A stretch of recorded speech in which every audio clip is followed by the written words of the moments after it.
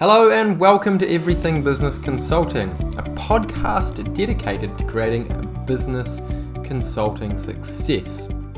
Today's episode is quite different to normal because we've been locked down and kept away from each other here in Auckland, New Zealand, thanks to COVID. My co-host David and I cannot meet in person to create an episode, but I thought that it would be a great opportunity to give you a sneak peek behind the scenes at a ConsultX Q&A webinar. Now this happens once a week where we answer the questions of our members within our consulting network, and this is all to help them achieve success. Now before we get into that, here is a quick word about ConsultX. Should the average person be allowed to run a business? David, today we're going to dissect and decide perhaps whether the average person should be allowed to run a business and what a typical business owner looks like. Welcome to Everything Business Consulting, a podcast dedicated to business consulting success. It's for those of you who already are a business consultant and you want to improve your skills, are an accountant and want to offer consulting services, or you may be an ex-corporate who wants to get out of the rat race and become a self-employed business consultant. Or you may have owned a business before and you now want to use the skills that you've learned to help others in business. I'm David Thexton. And I'm Julius Bloom. Everything Business Consulting is brought to you by ConsultX, a global business consulting company that has everything you require to become a successful business consultant or offer consulting services in your existing professional firm. If you'd like to find out more, visit ConsultX.com. I hope you are ready for the Q&A section of this podcast. Now, this is taken directly from a network Q&A webinar, like I said before, and I'm sure there'll be a ton of value within this. After you've listened, I'd love to hear what your thoughts are on this episode, so please reach out to us on Twitter, LinkedIn, Facebook, or YouTube. Just search ConsultX HQ and leave a comment or send us a message. Now, before we start, we don't normally share this kind of content with just anyone. It's normally just for people that are a part of our network. But today, the Everything Business Consulting show must go on. So listen all ears as we get into it. So the first question we have, David, is what is the best way to engage team members in coming up with tasks and completing them? Well, as you're building the business plan, you're going to have the team members absolutely fully involved in building the plan itself. Remember, we've always said that the answer's always in the room, and we're referring to the team members and the owner. So as you're going through and you're working with the team members, and probably week 2, week 3, week 4, you'll get to know who they are, what they know, what they do. You'll have a list of their roles and responsibilities, so you'll know naturally who does what, and you'll know who to delegate the tasks to, and to work with them and to ask where they think the completion date is for the particular task. So that's how you engage them. Like remember, the first thing that you do with the team members is whilst you're doing the business plan, the first thing you do is to build a business vision for the business, and they've all got an input in that. So it's their business plan. It's not just the owners or the businesses. So that's how you engage them. If they're good employees and if they're good team members, then you should have no problem doing this at all. Julius. David, I'd also add to that typically people like to own their ideas, and so if someone's coming up with an idea or something that you're going to implement in the business plan, often, not always, but often they're the person that you would get to carry out that particular task, and they've got more buy-in to it, so they're more likely actually to follow through and do this without you having to push them quite as much. Sometimes you still need to motivate people and check up on them and that sort of stuff. But if you can get the person, the ideas person, or sometimes you get a situation where someone comes up with an idea and then the person who might be the natural person to do that task jumps on board and says, that's a fantastic idea, then you know that person's already got buy-in to do that task. That's correct. And what you'll find in most businesses that you start working with, you'll find that the roles and responsibilities will be loose and sloppy. You'll find that the management of them, the delegation of tasks, even the delegation, and even their own roles and responsibilities, everything will be slack all the way through. And this will be the first time that they've ever been involved with something that involves so much precision. Because if this job isn't done, the next job can't be done, and the next job can't be done, and we're working on a time continuum towards achieving milestones and goals. So yeah, it'll be pretty obvious in these meetings that the people on the team are going to have to pull their socks up and start contributing more. Can we look at the second half of that question? Yeah. And that is, what's the best way to get these team members to complete the questions? Tasks. The tasks, rather. Well, by delegating it to them and getting their commitment to achieving that particular task by a certain date. This is what I was meaning, is they're not used to this. The owner would rock in his Rolls Royce in the morning and leave at about 2 o'clock, and the place will be running itself. But if a company runs itself without any strong management, then you're going to end up with a mediocre company, and that's not what the owner wants. So it's your job. You're the task master, so to speak, and it's your job to make sure these tasks get done. Fantastic. Now the next question we have is, how can you set milestones where you can deliver on your client expectations? And the purpose for that is to keep the client for the long term, past 12 to 18 months. Quite simple, Julius. The way we do that is that once you've set a 5-year plan and you put your milestones in place, and then you've done your initial set of tasks right at the very start, and you start the process going, when you get to the end of the first year, what you do is you forecast out another year. So you're always between 4 and 5 years in advance. And if you do a good job and build a good relationship with the owner of the business and the team to a certain extent, but mainly the owner of the business, if you do a good job there, then it will just continue on forever, really, until something happens that causes the relationship to end. It might be selling the business. It might be a whole variety of things. Some tragedies that can go on every now and then too, and stuff like that. So always push it out a year. When you get to the end of year one, push it out another year. So it's always between 4 and 5 years in length. We did quite a good podcast on goal setting, David, and I think quite a good way to think about this is, once you've got this business plan, where you're aiming for the vision, which is 5 years in the future, like you've talked about it, then you basically want to set your milestones. These are big accomplishments that you probably want to have that sort of in the 6 to 12 month range. Yeah.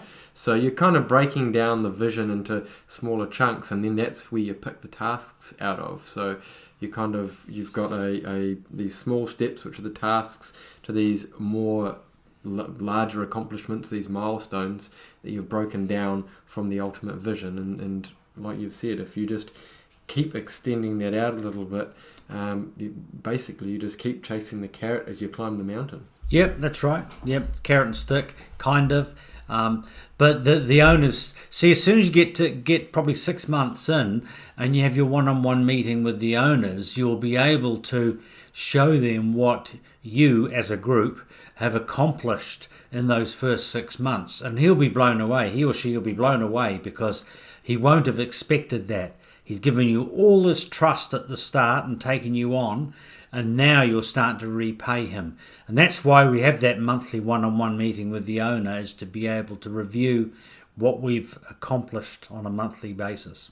That's a really good point, David. Definitely take the time to kind of remind and indulge the business owner in what you've been able to achieve, because before you came along, they weren't really getting anywhere, or they probably weren't getting anywhere fast.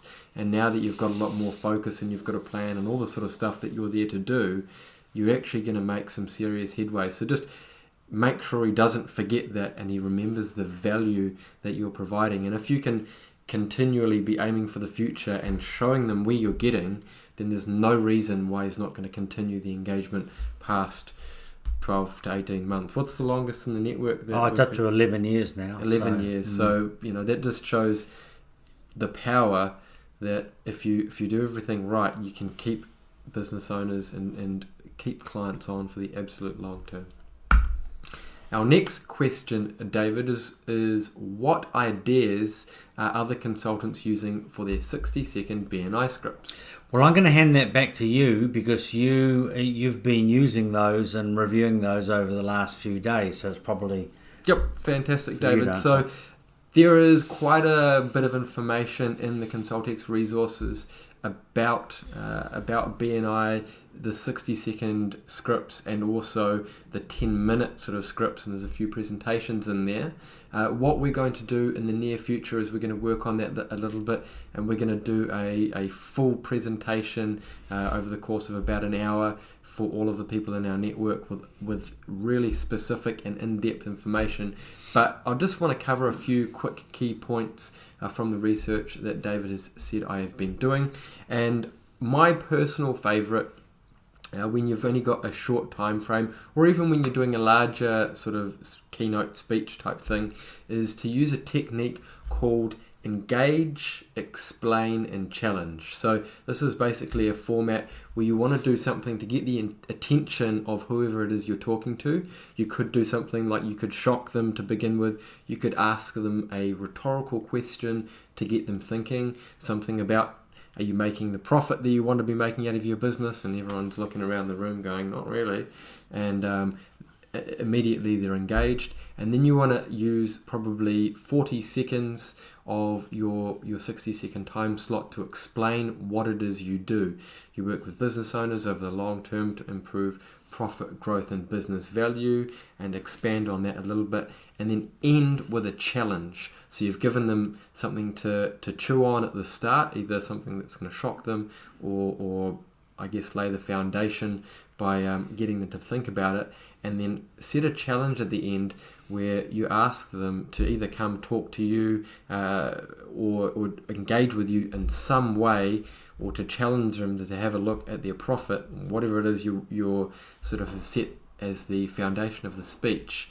So they basically take action upon it, and that's just going to sort of set the foundation in the relationship. So that's what I would do for that. Now, I have got a little list here in front of me of 5 different ideas that other people have used from the network before. So in the resources as well, you'll find we've got a whole lot of DL flyers, and these are basically all based on that. So this particular consultant who did a lot of BNI networking has used flyers to great avail, I guess, and he gives everyone a flyer at the end of the meeting or during the meeting, but he makes his 60-second pitch based on what he's talking about. So the first one he's done is cash flow problems. So he's obviously talked about cash flow problems for a minute. And then in the next BNI meeting, he's talked about, are you working blind? Do you not know what you're working towards? Do you not have a vision? All of that kind of stuff. The third one was, is your business headed for the rocks? This is obviously when someone's in a slightly challenging situation.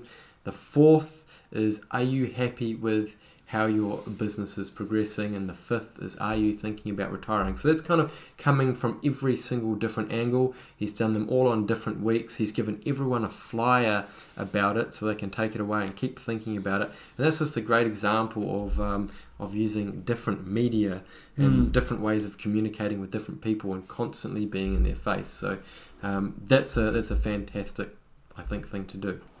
So the BNI scripts, there is a lot out there already in ConsultX, but I'm just waiting for a little bit of feedback from a few consultants who are going to give me their scripts, and then we're going to do a very specific BNI presentation for you all to be able to use that in your day-to-day consulting. David, our next question is, how can I locate and get in front of higher net worth businesses that can afford significant fees? Now, before you start, I will just remind you that this is a 2-part question where I actually ask the consultant a little bit more information. But for now, we'll just answer this. How Sure. can I locate and get in front of higher net worth businesses that can afford significant fees? Thank you, Julius. Well, that's completely up to the consultant, because they're out there and you can tell, and you'll hear them on the radio and TV, and you'll know about them. And most people who have lived in their local area for all of their lives will know who the bigger companies are, and those sorts of things. And we have people around the world who only want to work with big businesses, and they find them, as I said, through they're generally marketing heavily or advertising heavily, and you see their trucks and cars and vans around, and you might see them in the supermarket or petrol stations and things like that. And they're just out there, and you can tell. So those are the ones. Now, I can tell you they take longer to get, because big companies like 100 million plus, you've probably got a board of directors, and there's probably a chairman, and you've probably got to sort of fight your way through various levels to get to the decision maker, the CEO. Sometimes the CEO is the guy that founded the business, and he's still running the business and everything. So it takes longer, but they're better because they pay more, things like that. So that's how you get in front of them. We can't do anything from our end for you except to tell you that you'll automatically know who the bigger ones are when you look at their premises, when you look at where they are in the market and things like that. Julius. Okay, David, we'll move on to the next part of the question. And I really wanted to dig down with this consultant, because I thought there was a little bit more going on than just the first question. Yeah. And this is what I got as I guess a response in another question. So I think the main issue is the conversation with the owner of the size of the business I'm looking at. It probably stems from a lack of confidence and knowledge. Do I possess the needed skill set to render the value of what I'm looking to charge? Now, before you answer that, I'd just like to say I appreciate the honesty in this, because for us to be able to help, we need people to be honest and tell us actually what's going on. So, Yeah, David. Thanks. Well, the thing is, the only asset that we cannot give you is, we can give you knowledge, but we can't give you confidence. We can't give you motivation. We can't give you enthusiasm. We can make you aware of it, that you need to have it, but these are things that you need to possess yourself. Now, from a confidence point of view, I wouldn't even worry about that. Like, you have the best system in the world, and if you follow it as we teach it and train it, then you will blow away the client of no matter what size business he or she has. You'll absolutely impress them and blow them away. If you're a younger person, you still will, because you're younger, and they'll go, boy, how does this person know about all this kind of stuff? But you do, because you've learned it through us. So if you honestly feel that you lack the confidence, passion, motivation, enthusiasm, then you need to do some other form of training. Julius can tell you in a minute about Toastmasters, which he still goes to, and that is very good for building up your speaking confidence and your performance and all those sorts of things in front of groups. I remember a long time ago I went to Toastmasters. The Lions Club had their international conference in New Zealand, and they had 5,000 Lions members from all over the world. They're kind of a charity club around the world, and me and another guy had to do a 30-minute speech each. And so I went to Toastmasters for about 2 months before, because I'd never spoken to that many people before, and it helped me absolute heaps, and Julius can talk about that. So that'll help you, but there's plenty of books out there. You just got to go onto Amazon and just type in confidence, type in enthusiasm, type in those sorts of words, and start learning. There might be some programs there, some recorded programs. There might be a podcast that's on confidence, who's on passion and motivation and enthusiasm. So much stuff out there which will cost you almost nothing. But as I said, we can't give it to you. We can't give you an injection for it or a tablet. It's something that comes from you. All we can give you is the best system in the world that we have worked on for, as you know, 16 years now. So that's where we come in. Do you want to talk about Toastmasters for a minute? Before I do that, I'll just add to what you've said. So the way that I would like to think about this is the question here is, do I possess the needed skill set? Well, I can't exactly answer that, but I can say that if you're using the ConsultX system, you have the system that you need. And then there's a sort of question around knowledge. And as a consultant, you don't have to know absolutely everything. You just need to know where to look. And we've got so much information in ConsultX that you can either look there, you can ask us in these weekly Q&As. And the other thing to remember is that in this day and age, information is so cheap, and in so many instances, it's actually free. So you don't have a lack of a system. You don't have a lack or an inability to get the information that you need. So this really just comes down to you being able to take action and being confident. Now, talking about Toastmasters, it's kind of specifically about public speaking, but there are so many other facets to it that you learn about. And one of the main things that people kind of find after doing Toastmasters for even a month or two is that their confidence in being able to converse and talk to other people just goes through the roof. So I would highly, highly recommend that. Now, I know a lot of places around the world are in certain types of lockdown at the moment, or people aren't meeting face to face. Most local Toastmasters clubs are now meeting online, and if they're not, I actually have access to an online specific Toastmasters who meet once a week, and they meet for an hour, and the specific purpose of that club is to get people really good at meeting people online. So there are a lot of things that you'll learn from them that they can teach you that's online specific. So if I'll put that in the notes underneath this presentation, but just let me know and reach out to me if you're going to join that, and I'll make sure I jump on at the same time as you, because I've found that really to be transformational and something that is kind of it took my consulting and my ability to talk with confidence to business owners to the next level. So I would highly, highly recommend that. Our next question is, do clients mind paying comparable fees for online as opposed to in person? Thanks, Julius. It's a good question. It's all about the results.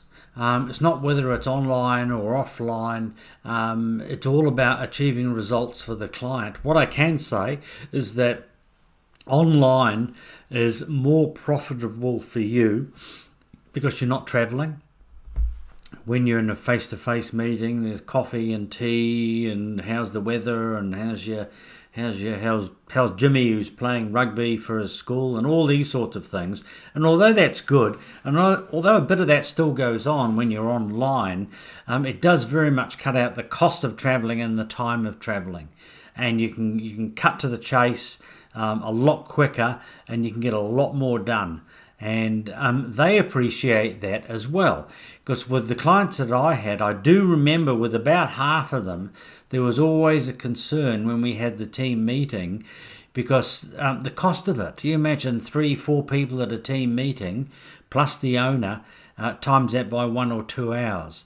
And some owners get a bit tetchy, a bit annoyed, that it's costing, every time I have a meeting, it's costing me $500 or whatever their hourly rates work out to be.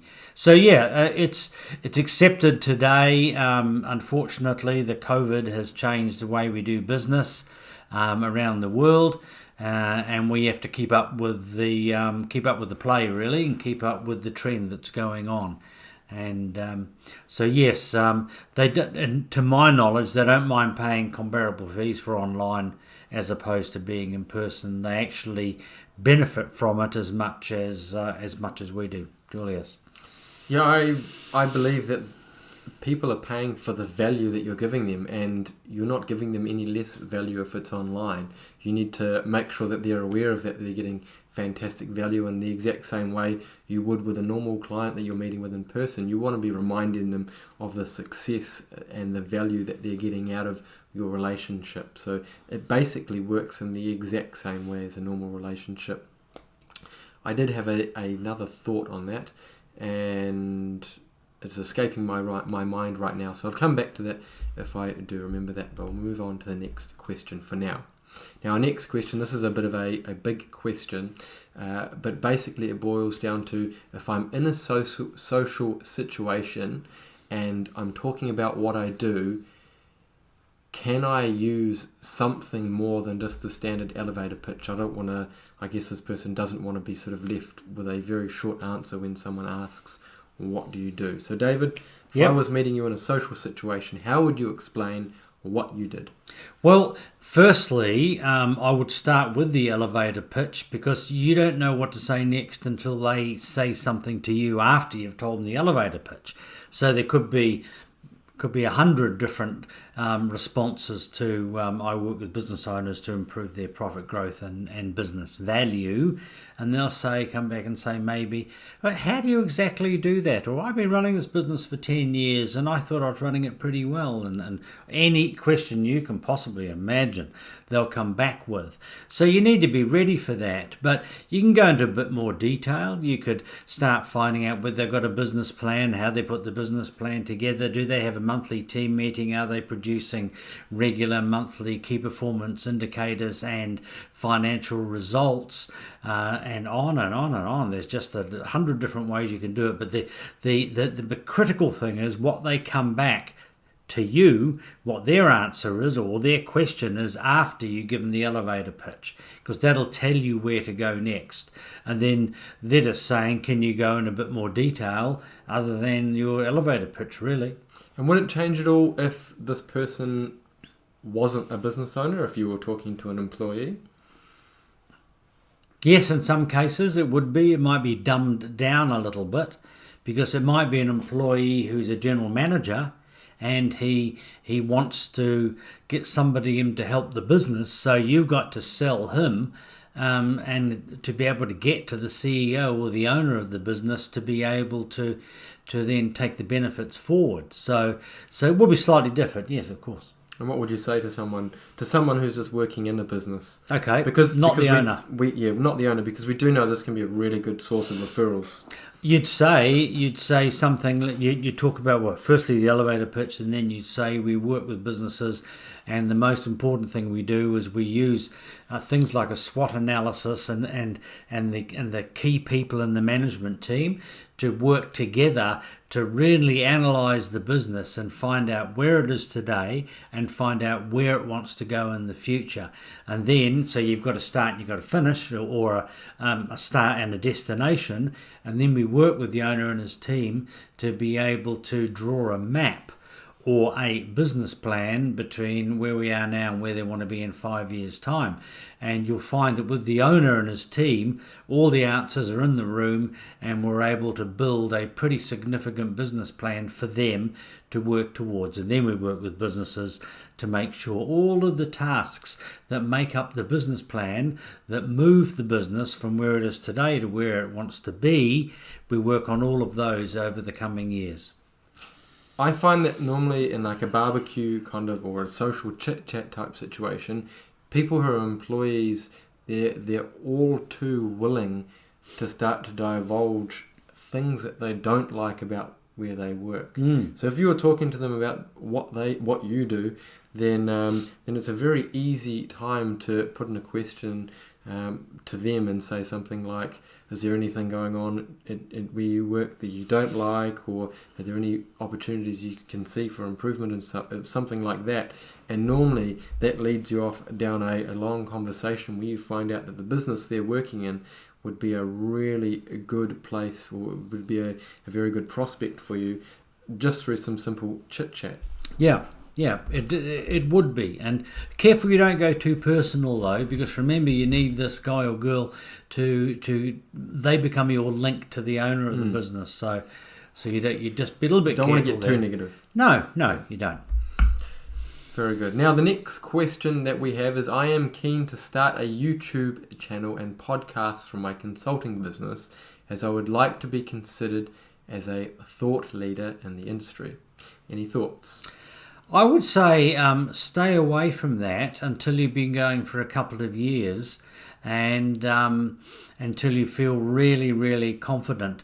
I'm always in favour for focus, FOCUS, follow one course until success. And I would say that a podcast is no substitute for talking to business owners and for going to networking meetings and things like that. And you'll be able to get 10 or 12 or 15 clients very easy by our traditional methods, as opposed to doing a podcast. So in the early days, I would see that as a not a good investment of your time. I would leave that for a couple of years down the track. Yep, I absolutely agree, David. If you're focused, if you're starting out as a consultant and you want to pick up some clients quickly, it's not a quick or easy method to pick up clients through YouTube or podcasting. It's much easier to start talking to people in your local area. So I absolutely agree with that. Now, the next question we have, this is quite a good one, is, would ConsultX consider offering consultexers with a certificate or certification of some kind? Absolutely, and we're working on that now, we're actually providing you've been through the training and everything, and we think that's, once you've been through that whole thing, you're worthy of having a certificate of completion. So we'll be doing that in the next 2 or 3 months. Fantastic. Now, the next question is, I have been approached by a charitable trust who are wanting to become a social enterprise and need to put a business plan to get funding. How can I do this? Can I do this with ConsultX? Yes, you can. Don't forget that a charitable trust is exactly the same as every other business that we deal with. The only difference is it doesn't make a profit and it tries not to make a loss. That's the only real difference. Like a normal company targets to make a profit as they're trading along, but a charitable trust, its target is zero. Because I imagine if it made too much of a profit, the IRD, that's the tax department in New Zealand, would be interested in finding out what's going on. So yes, and just going back onto that funding, it depends where the funding's coming from, because if the funding came from a bank or a finance company, for example, it depends whether they want to be paid back. Because if they do want to be paid back, then you need to factor in a form of surplus or profit that will go towards paying it back. If you look at the business triangle that we always go on about, basically every element of a charitable trust or a social enterprise has every element of the business triangle. So it's absolutely no different. And I've actually used the business triangle, or use the ConsultX system within a business association that I became the acting president of. So that's how I got in there, as I presented it and said, I think that you're lacking a little bit of organisation. I think we should put this in there. And we basically went through it and came up with a business plan and started implementing it. So it works for all different kind of organisations, and it will work really, really well with a social enterprise like this. Now, the second part of this question is, when I'm doing the business plan for this charitable trust, do I start with the personal vision, as there is a board of trustees, or do I go straight to the business vision? You go straight to the business vision, because the personal visions of the trustees is no matter in this situation. So it's a business vision for the organisation, whether it makes profit or not. Just want to add to that a little bit. I think there could be the opportunity, if it's a charitable trust that is operating a social enterprise, you might want to have the vision of the charitable trust above the business vision, so that you make sure you're always looking up to whatever the vision is of the charitable trust. But that really depends how it's all structured and what the individual members of that want to be. Yep, I agree. Julius? So, David, I think that is all of our questions from the network today. We're pretty much all done. Do you have any parting words? No, just to say good consulting, and now is the best time of the year to get clients because they're all thinking about 2020 and hoping that 2021 is better. So get out there, see as many people as you possibly can, and have a good week. I hope you enjoyed that question and answer session. It was something a little bit different to normal. I would like to know what you thought of that. Should we do more of this kind of stuff in the future? We don't know how long this lockdown is going to go here. Hopefully not too much longer, but we don't know when COVID is going to show its head again and we might get kept away from each other. So I would love to hear your feedback. Please reach out on all of those major social platforms, Twitter, LinkedIn, Facebook or YouTube, and let us know what you thought of this episode. Everything Business Consulting is brought to you by ConsultX. It's a global business consulting company that has everything that you require to become a successful business consultant or to offer consulting services in your existing professional firm.